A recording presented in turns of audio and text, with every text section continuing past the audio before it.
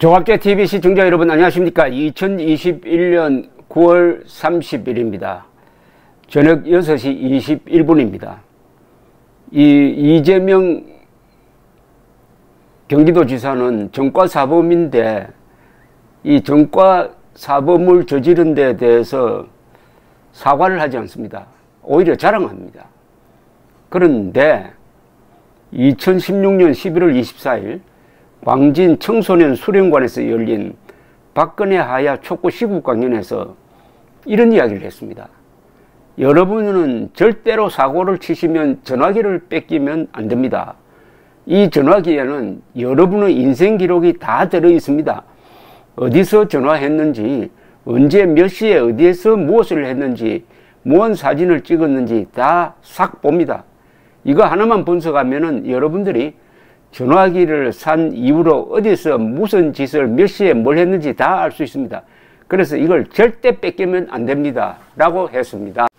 그런데 어젯밤 TV조선 보도에 따르면 검찰이 어제 오전 8시 17분경에 이 유동규, 지금 이 사람 이름이 많이 나옵니다. 유동규 성남개발공사 기획본부장 출신입니다.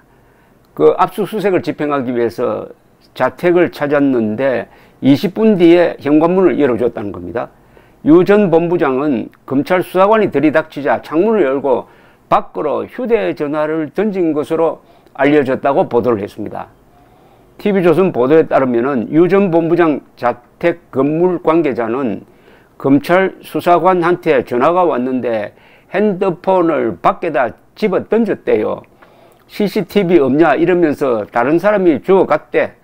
핸드폰 전화가 다른 데서 잡힌대요 라고 설명을 하고 있었습니다.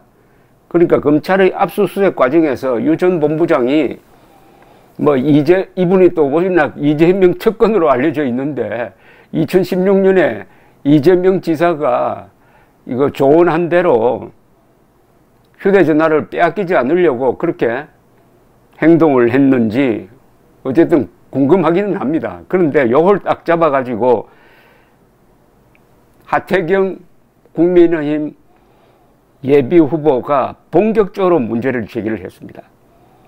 오늘 페이스북을 통해서 대장동 사건의 핵심 인물인 유동규 씨가 검찰 압수수색을 피해 핸드폰을 인멸했다고 한다. 과연 이재명 후보의 최측근답다. 이재명 후보는 2016년 한 강연에서 사고 치면 핸드폰 뺏기지 말라, 인생 기록 싹 들어있다는 황당 발언으로 물의를 일으킨 전례가 있다. 이재명 후보는 이번에도 유동규 씨에게 핸드폰 버리라고 지시했나? 라고 글을 썼습니다. 이어서 이재명 후보가 봉고 파직 같은 어울리지도 않는 문자를 쓰며 국민의힘 이준석 대표를 비난하는 것도 우스운 일이다. 화천대유에 4천억 원을 통 크게 쏜 문자 그대로 소시오패스는 이재명이지 이준석이 아니다. 이 큰 도둑질을 설계한 사람이 야당에 대고 저런 이야기하는 거 보면 정말 소시오패스가 딱 맞다.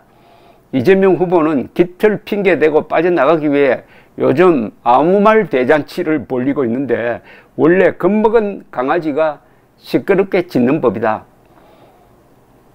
이재명 후보가 특검을 거부하는 이유는 간단하다.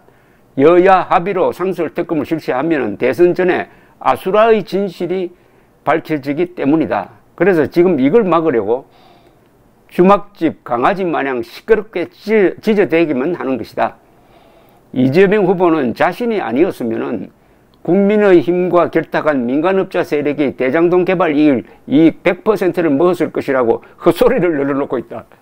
일본이 아니었으면 아시아는 전부 서구 오랑캐 차지가 됐다는 일본 제국주의자들의 헛소리와 판박이다.